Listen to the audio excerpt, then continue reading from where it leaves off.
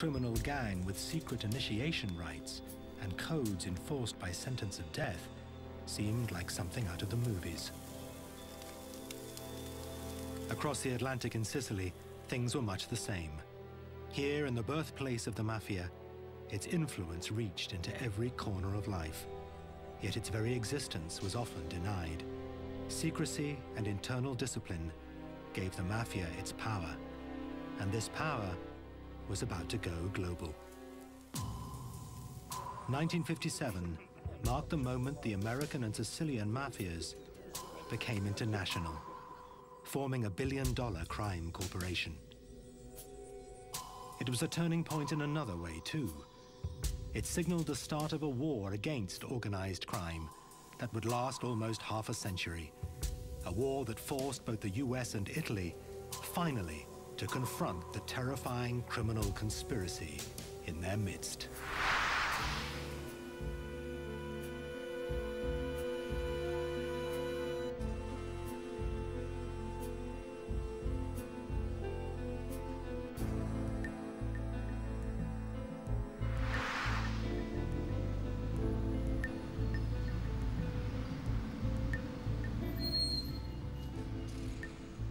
The United States in the mid-1950s.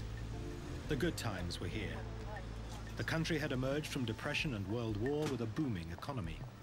For many ordinary men and women, the American dream had become a reality.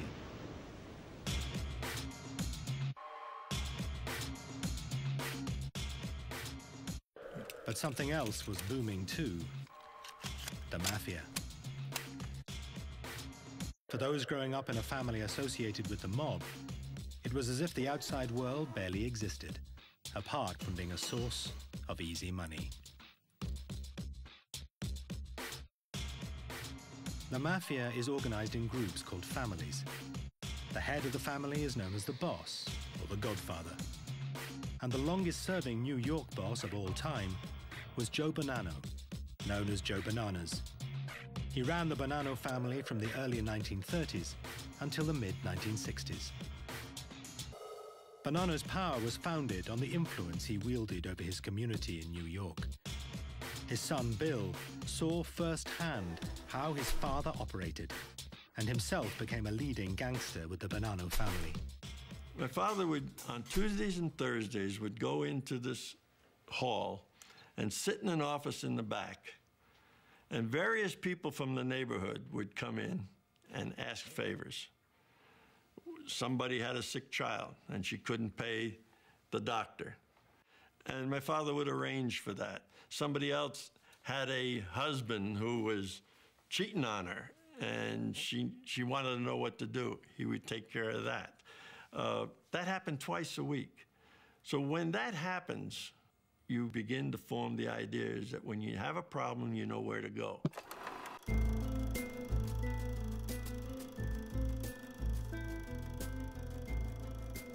This is home movie footage, shot in Brooklyn in 1957. It looks like any ordinary American family, enjoying the new prosperity. But looks can be deceiving.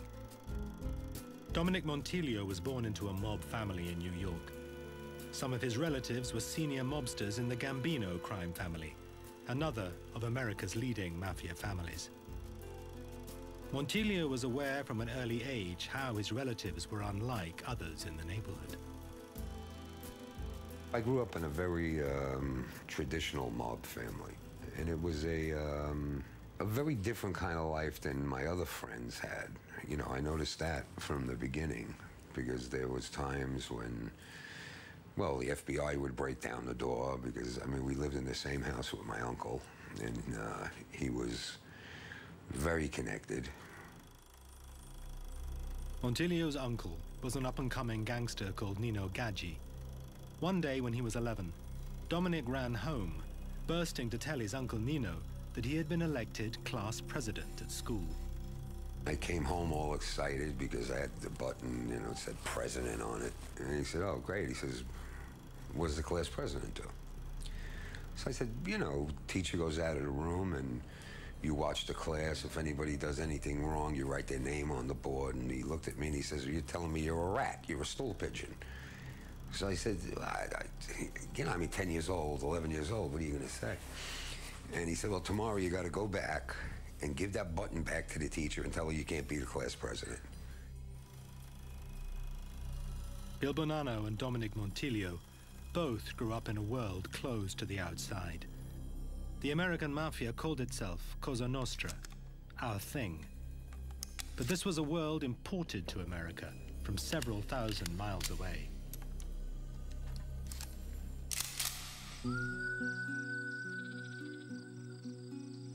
This is where the mafia came from.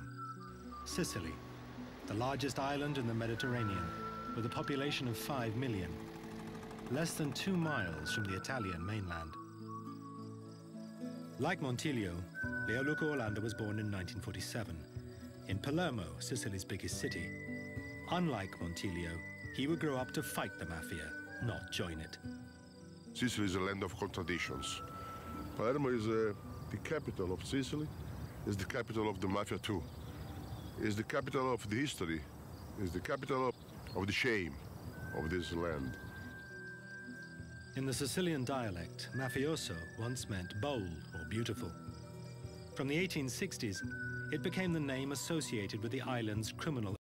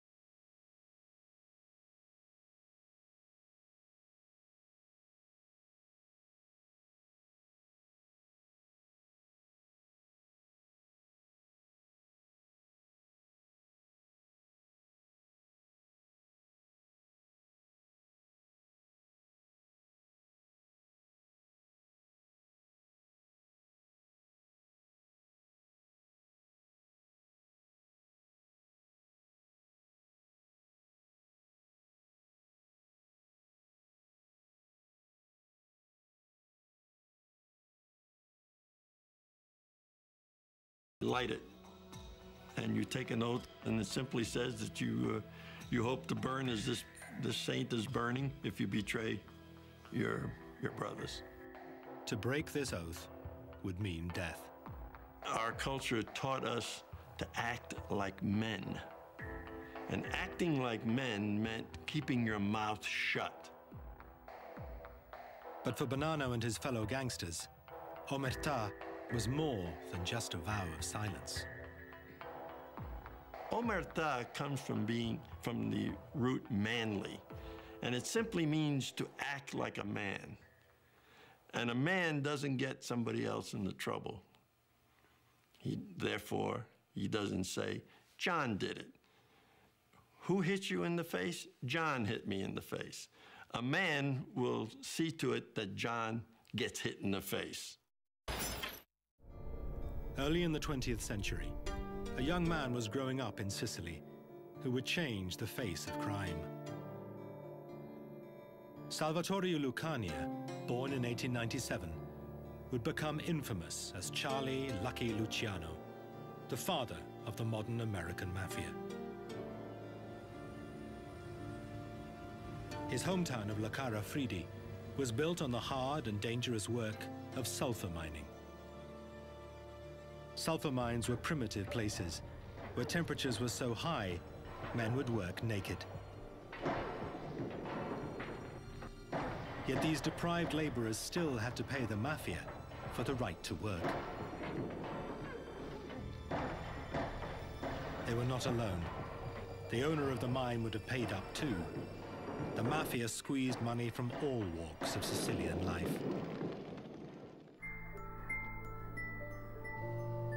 When he was 10, Luciano was one of hundreds of thousands of Sicilians who left the poverty of the islands behind and set sail for a new life in America. He soon drifted into crime. As a teenager, Luciano joined the notorious 5 Points gang, which also boasted Al Capone as a member. It was the age of prohibition. For 13 years, it was illegal to make or sell alcohol in the United States. Luciano and other bootleggers made millions supplying Americans with as much booze as they wanted. Salvatore Lucania started calling himself Charles Luciano. He gained the nickname Lucky and the scars on his neck when he miraculously survived a knife attack and beating. He presided over his criminal kingdom from a suite in New York's luxurious Waldorf Hotel. Here, he called himself Mr. Charles Ross. And he made it to the very top in 1932 with the killing of Salvatore Maranzano, then the most powerful boss in America. But the constant battles were getting in the way of business. If there were 3 Italian mobsters in the Italian neighborhood, it was an almost certain guarantee that at least 2 of them were going to try to kill the third. And the third was plotting against the other 2. So bodies would wind up in the streets. To what purpose? Luciano wanted the mafia families to bury their differences, not each other. We can't make money with guns in our hand, was his expression, the expression that I heard over and over again. We can't make money with guns in our hand.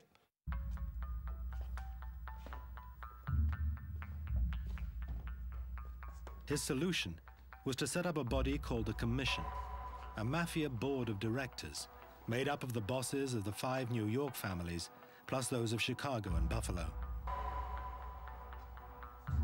Any boss with a grievance against another family could bring it to the commission. But for the plan to succeed, Luciano had to win the support of the other families, including Joe Bonanno, who had just taken over from Maranzano, the man whose killing Luciano had set up. Because you got to remember, Luciano was an Americanized guy, so he talked that way. My dad always told me that Luciano talked just like those Americans. And he says, those guys are dead. I have no quarrel with you, and I know you don't have a quarrel with me. Therefore, past is the past, let's go on. Joe Bonanno backed Luciano's plan and joined him on the first commission alongside Al Capone.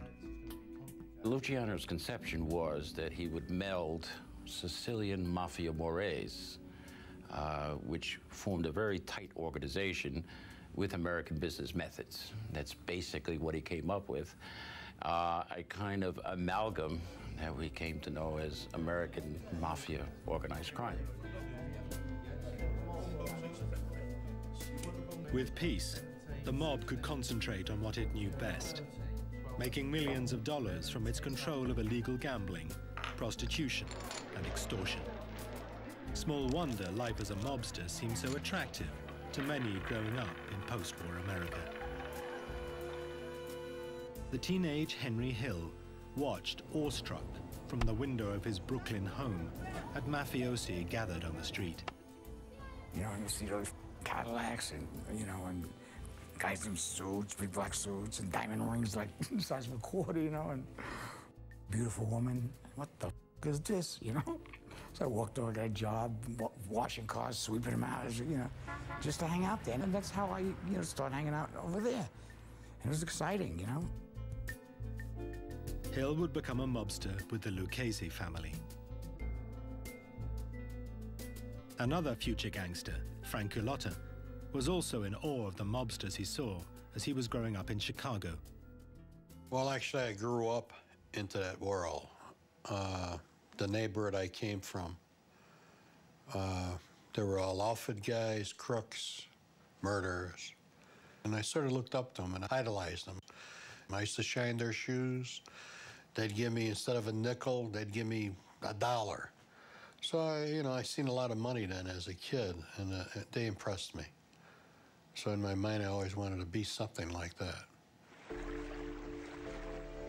The ruthless discipline the Commission brought to the world of crime meant the power of the mob grew unchecked. In New York, places like the waterfront became synonymous with mafia control.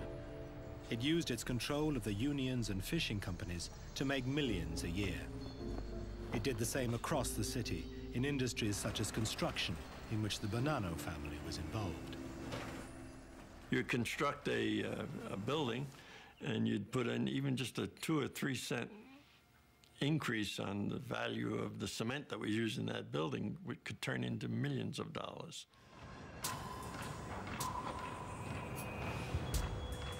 For every yard of concrete that got poured in the city, the Gambino family, the Genovese family, everybody got a piece of that yard of concrete, just through the unions.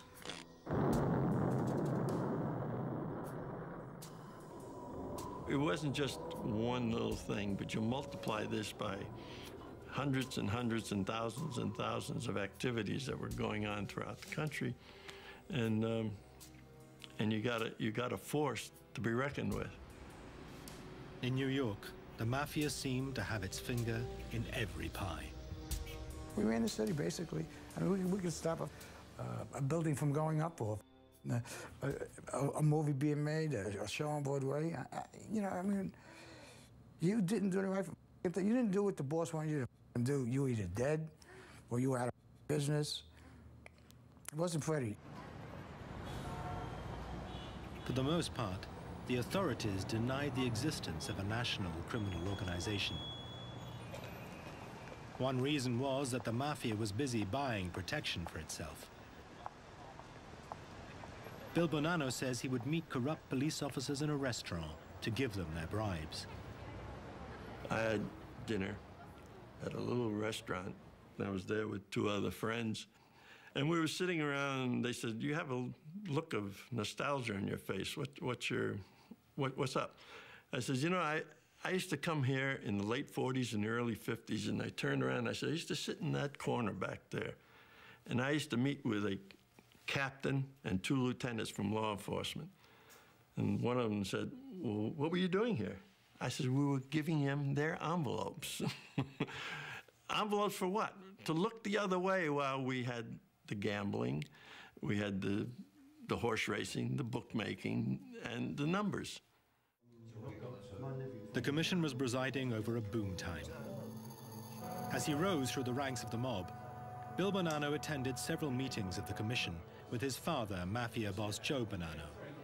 The commission boasted it was so powerful that it could even influence government.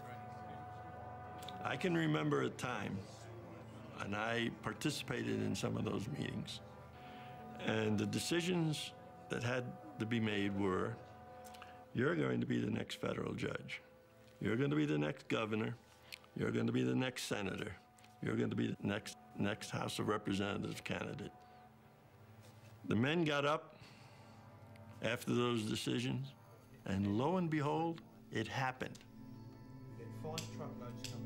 The mafia had a power that was unacknowledged and unchallenged, until the temptation to make even more money proved impossible to resist, and finally forced the US government to act.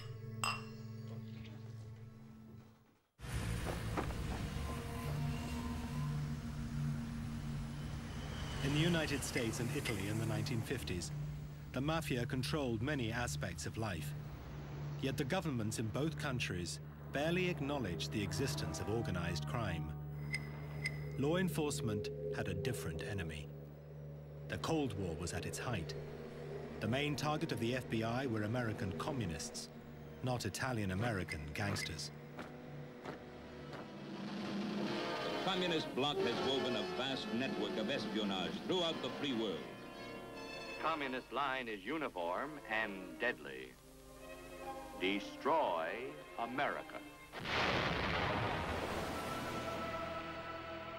After World War II, in the FBI's New York office, there were 400 agents chasing communists. There were just 5 dealing with organized crime. The story was similar at the Department of Justice, where William Hundley worked. When I took over the organized crime section in the Justice Department in 87, there were basically, maybe 7 or 8 lawyers there who were basically clipping newspapers. They weren't doing anything either. The director of the FBI was J. Edgar Hoover. He had been its head for over 30 years. Hoover was one of the most powerful men in Washington, eventually serving under 8 presidents. In law enforcement, what Hoover said went. And to Hoover, America's priority was the Red Menace. Hoover had almost no Italian-American agents who could infiltrate the mob. Indeed, he had few agents from any ethnic minority. At that time, Hoover did not have one black agent. He had no female agents. Excuse me, his chauffeur was black, so he made his chauffeur an agent, so he could say he had one black agent. In essence, he had all of these waspy guys, with the snap hats on and whatnot. Yeah. But from the late 1950s, a succession of events would change.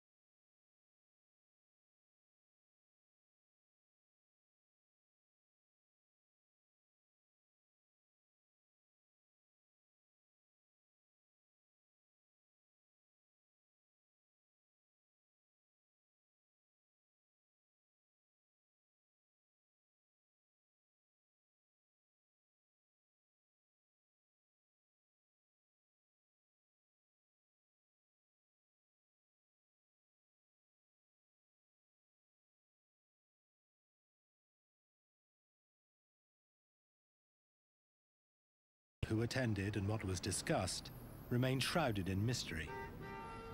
Bonanno may not have been the only American present. Charles Lucky Luciano was now living in Italy, having been deported from the US after the war. Today, the Italian authorities believe that he was also present at the Hotel des Palmes.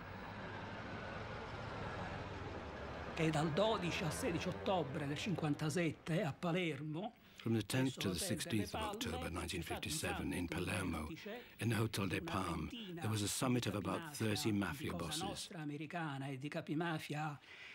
American, Cosa Nostra and Sicilian mafia bosses. Le maggiori famiglie americane, cioè era presente per esempio la famiglia Bonanno con il suo capo Joe Bonanno. The major American families were represented: Joe Bonanno, Lucky Luciano, who had been in Italy since 1947, and then there were the local mafia heads. Era presente Lucky Luciano, che era già in Italia dal 47, e poi erano presenti i capimafia locali, i capimafia siciliani. Over dinner, the Sicilians explained why they wanted the meeting. This was a business convention, and high on the agenda was the subject of drugs, which offered vast profit, but at a price. The purpose of the meeting was to pick my father's brains as to how they were going to resolve a problem they were beginning to have among each other over the narcotics trade in Turkey. The Sicilians faced a dilemma. Various families within the mafia were at odds as to whether they should or they shouldn't get themselves involved with this, and the younger element saw nothing wrong in making a profit. In fact, the American mafia was having the same debate about drugs. It seems that Joe Bonanno wasn't just offering friendly advice. He was there to close a deal that would reorganize the global trade in heroin. According to the FBI, it was this meeting which established the Bonanno family as the main players in the transatlantic heroin trade. The Sicilians would manufacture and smuggle the drug into the US. The Americans would distribute it and take a cut. This was the first time the mafias on both sides of the Atlantic had come together on such a scale. An early example of globalization, but run by organized crime. Di Sicilian Connection non si parla in epoca più tardi. Possiamo dire che sono state poste The foundations were le basi laid for per collaboration una between Sicilian interazione, mafia, una collaborazione which wasn't yet tra called Cosa la Nostra, mafia siciliana, and the American ancora Cosa si Nostra, which sapeva had chiamarsi as Cosa its Nostra, main e la objective Cosa Nostra heroin trafficking. americana che ha al suo centro il traffico di eroina, questo senz'altro.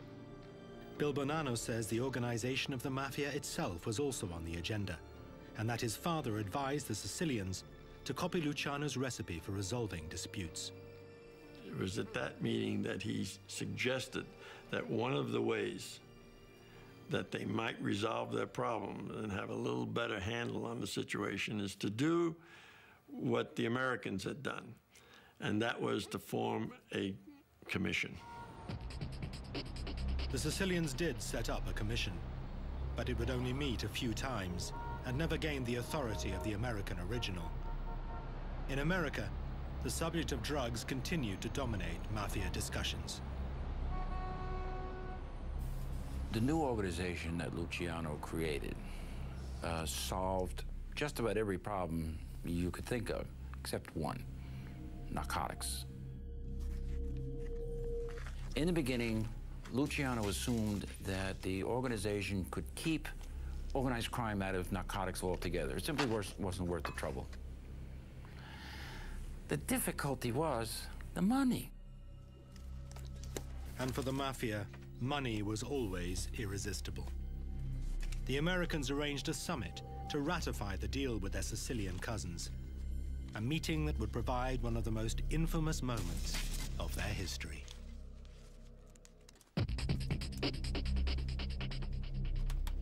The deal between the Sicilian and American mafia in late 1957 was a turning point for both organizations. The money offered by the drug business was the key. Everyone knew that drug dealing was a far bigger dollar earner than other activities like illegal gambling and extortion. But it also brought with it long prison sentences. And mob bosses feared that their men would break the code of silence if they faced decades in prison. There was friction among the various families. Some of the younger people, especially those in New York and in Boston and in Chicago, thought that this was the great new thing coming. Speaking strictly about money. The mafia in Chicago, known as the Outfit, claimed the hardest anti-drugs line. Frank Carlotta was a rising young gangster there. At the time I was there was no drugs allowed to be sold, or you couldn't deal with drugs at all, or else you get whacked. Because we always knew that if you dealt with drugs, it was a dirty business, and it'd be like you're feeding your own kid narcotics. So it was like taboo, and if you got involved with it, you're definitely going to get whacked. The mafia families called a summit in November 1957, just 1 month after the meeting with the Sicilians in Palermo. Joe Bonanno was to be joined at the summit by another godfather, Vito Genovese. Both men wanted the mob to deal in drugs. Chief among Genovese's agenda items was narcotics. He was directly involved in narcotics. Bonanno was deeply involved in narcotics. A lot of the other bosses were on the sly involved in narcotics. And he argued, look, it's a fact of life anyway. Who are we kidding? Let's make it official. Let's really make money out of this thing. The summit was held in a small town called Appalachian in upstate New York. The venue was a large house on a 58-acre estate owned by Joseph Barbera, a wealthy businessman and mafia associate. It was chosen because its isolated rural location seemed safe from the prying eyes of the law. Unfortunately for the mob bosses, they got that 100% wrong. For over a year, the local state police had been watching the place after they discovered that a house guest was a leading New York mobster, Carmine Galante, Joe Bonanno's underboss. On the 14th of November, officers were surprised to observe several Cadillacs with out-of-state plates. When the state troopers went to take a closer look, they saw about 100 men enjoying a barbecue, all of them wearing dark suits, fedoras, and shiny shoes. If you didn't know that it was a mafia summit and you suddenly were dropped from a spaceship into the middle of this thing, you would think it's just some kind of friendly barbecue among a lot of friends who, oddly enough, seem to be wearing suits to a barbecue, but you know, each to his own taste. Suddenly, someone spotted the police. These are men that if you, like Pavlov's dogs, if you say, it's the cops, there's one instinct. That's to run. That's exactly what they did. Pandemonium broke out. Some bosses hid, some took to their cars, others fled into the woods.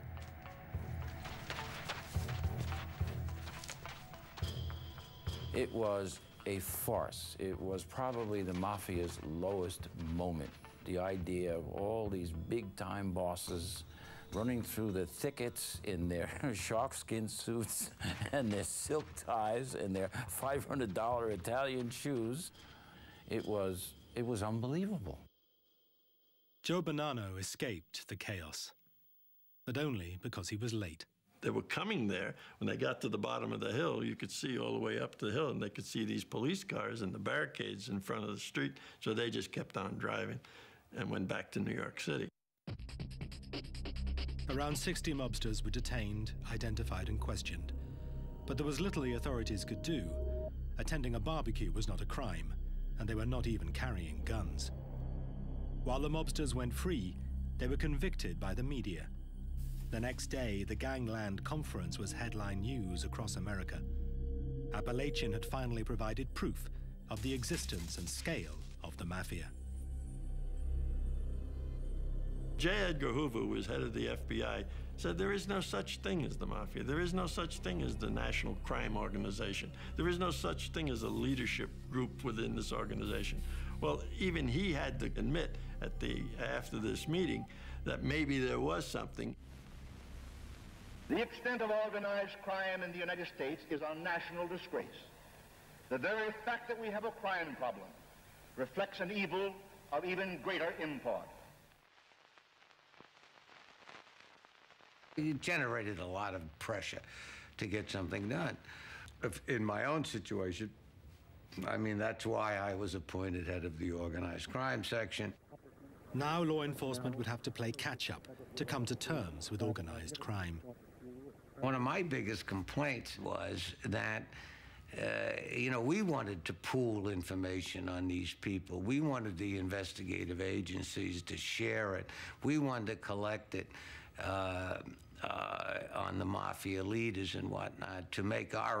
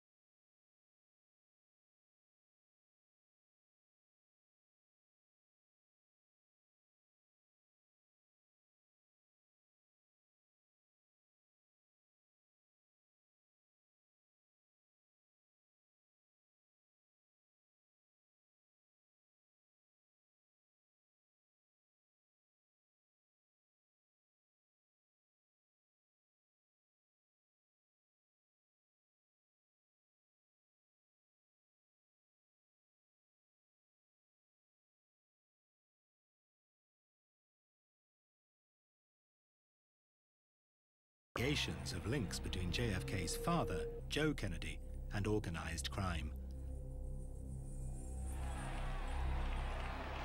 Kennedy squeaked by, beating Nixon by just over 100,000 votes across the country. In Illinois, the Democrats won by just 9,000 votes. If the mafia hoped that a Kennedy administration would be easy on organized crime, the new president turned out to be a major disappointment. His younger brother, Robert, became Attorney General. He had already proved to be a ferocious opponent of organized crime, from his time as counsel to the Senate Labor Rackets Committee. His appointment had an immediate impact on the FBI and its director, J. Edgar Hoover. That's when Hoover started having his agents put in the bugs, the listening devices and whatnot, because he knew that Kennedy was going to press him very hard on organized crime. The FBI bugged two main centers of mob activity in the US, Chicago and Las Vegas, where the lucrative gambling rackets were run by the Chicago mob, known as the Outfit. It was illegal to listen to private conversations, even those of suspected gangsters, but it went a long way to convincing many in the agency that the mob posed a very real threat. These devices, of course, were illegal because they involved breaking and entering and whatnot. But the information that the FBI picked up on those devices, they might not have convinced Hoover, but they certainly convinced the FBI as an institution that there was a mafia. Attorney General Robert Kennedy paints a grim picture of the rise of lawlessness under the Cosa Nostra, or mafia. This was not what the mob had expected. Some mafiosi claimed that a deal had been made and broken. I was amazed that Robert Kennedy went after organized crime so hard, because it went against everything that Robert Kennedy's father had agreed to for the help and support of getting Jack elected to the presidency. The American government was taking a more aggressive line, but they had failed to penetrate the mob. Part of the mafia's power was based on its code of silence, known as omertà. Then the FBI got a break. It was a story that had its roots in the mafia's continuing indecision as to whether to get involved in the heroin trade. Joe Valachi was a mobster with the Genovese crime family, a 30-year veteran of organized crime. Valachi had a sixth grade education. I think he committed his first crime when he was about 6 or 7 years old. Broke into a grocery store, in and out of jail. But he had, he had street smarts. Joe Valachi was a low-scale, knuckle-dragging hood who was never going to be any more than a soldier. He was never going to make the really big money. In 1962, he was in Atlanta jail serving a prison sentence for drug dealing. He feared that his bosses were going to kill him there, for officially, the mob was still opposed to drugs. Valachi acted first, murdering an inmate he believed had been ordered to kill him. It was the wrong man. Whether through fear or remorse, Valachi broke and decided to turn government witness. Now, the original idea was that he would become an informant for the Federal Bureau of Narcotics and tell them about other dope dealers. That's all the Bureau wanted to know. Other dope dealers, that's their job. But Robert Kennedy had a brighter idea. He said, wait a minute, let's talk to him about the mafia. It was the first crack in the mafia's code of silence. William Hundley was one of the first to hear his revelations. As soon as we got the story, I mean, we moved him up to Fort Dix, flew him up there in a helicopter. The brig up there was empty, and we put him in the brig. We started interviewing him. Valachi detailed the structure of the mafia families, from his level as a soldier to the very top, the Godfathers. But this information was never given by him in any criminal trials. Instead, Robert Kennedy turned to television, which was covering the sessions of the McClellan Committee. Bobby Kennedy had the brilliant idea, let's put Joe Valachi on show. Joe Valachi gets before the Senate Committee, and a national audience is absolutely fascinated.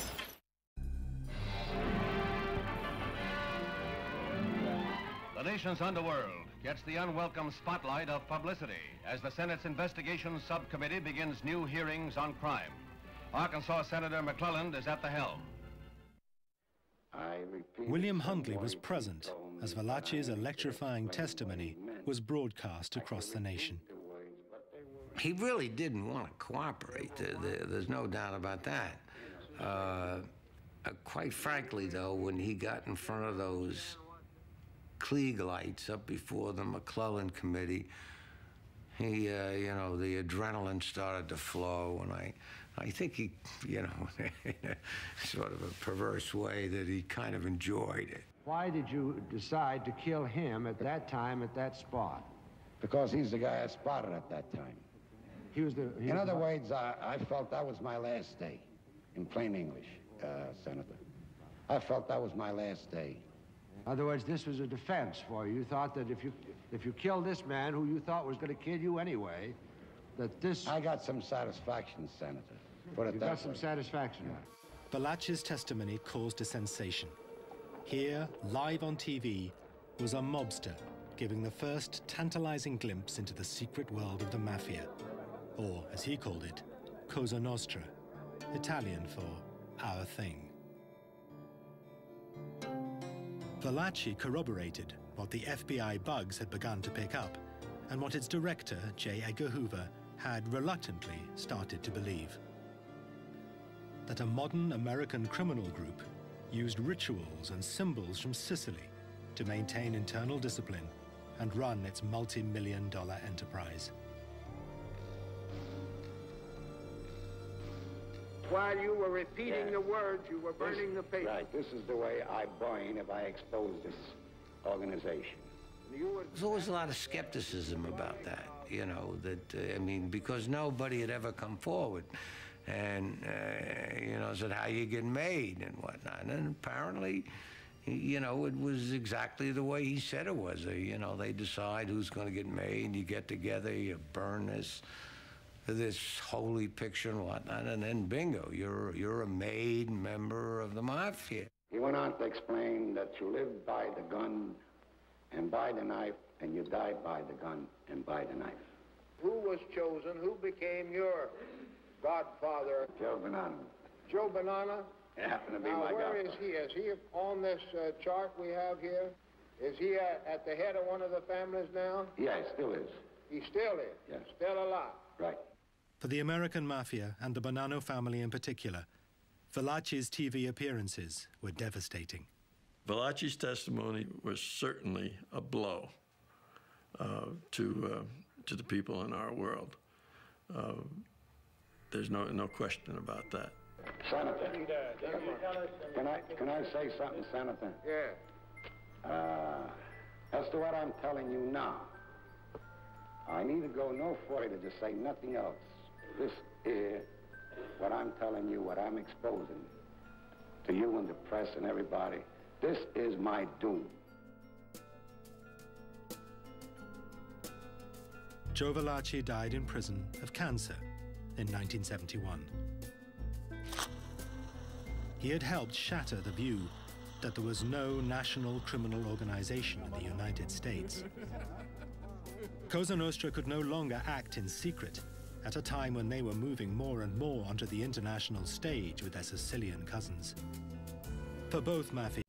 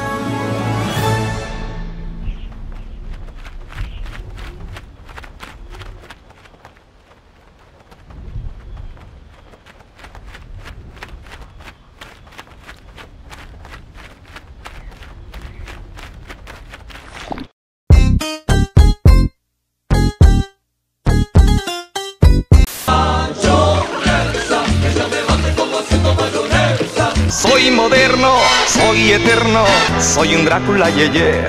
Que llueva la Virgen de la Cueva.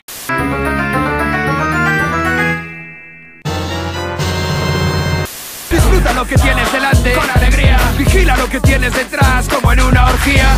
Explota, explota, me explota. Explota, explota mi corazón.